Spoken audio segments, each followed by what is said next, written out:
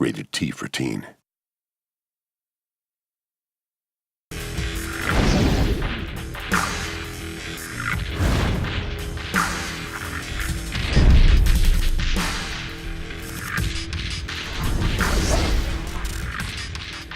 Blacklight, the world, takes place in a fictional city called Balak.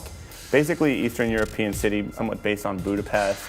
What we really wanted to do was have a historical backdrop to the world where there's a lot of old architecture and a lot of history. And then you sort of like overlay on top of this mass advertising, this mass technology, this mass disrespect for the past on some level. And it's kind of depressing, but it's kind of cool at the same time. Net warfare is what we foresee with the new technologies that are happening. I actually read an article a while ago that was talking about how the problem with battlefields today is not lack of information, it's too much information. Building on that sort of concept, there's this whole sort of information warfare systems going on. And that's kind of what the net war is. It's the existence of technology that takes advantage of all this information on the battlefield to further augment the soldier's ability to effectively take out his enemy.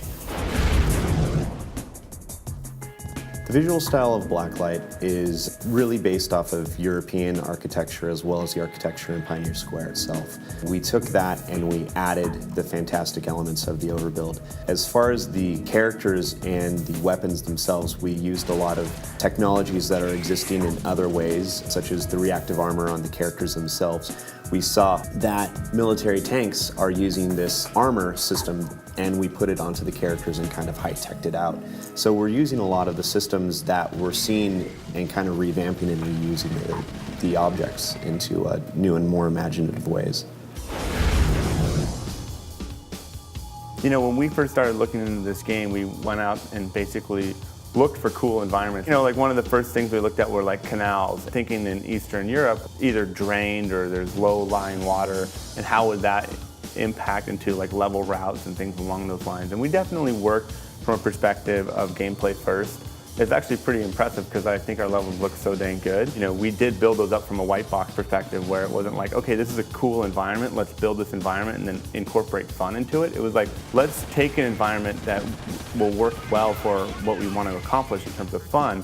And, you know, taking the canal example, you know, you can have bridges, you can have underpasses, you have all these different level routes, and then let's build on top of it and make it look awesome.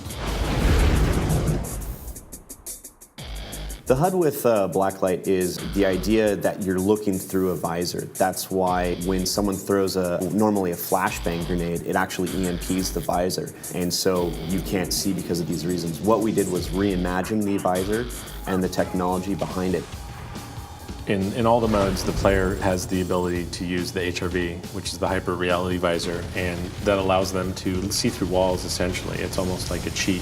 And that was one of my biggest concerns in making these maps. But in the end, we got it in the game, we tested it, we limit the player how much they can use it so it's not unbalanced. What it does, two things. It helps new players find their way around the map, which is great. You can spawn in, and if you've never been in a map, you can put that thing down and you can go, the action's over there, and I can go over there. And then once you learn the map, now you can start to use it a little more tactically. You can be like, oh, well, I'm going around this corner, bam. There's someone over there, maybe they're moving over there, and flip it back up. You can't fire while it's down. That's kind of how we balanced it.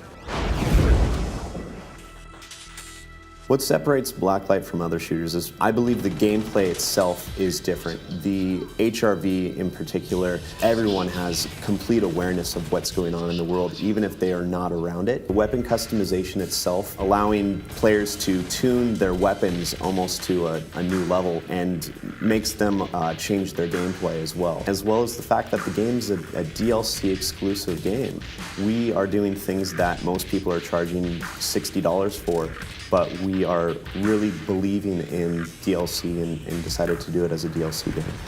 The future of warfare is just around the corner. Download Blacklight Tango Down this summer on PlayStation Network, Xbox Live Arcade, and PC.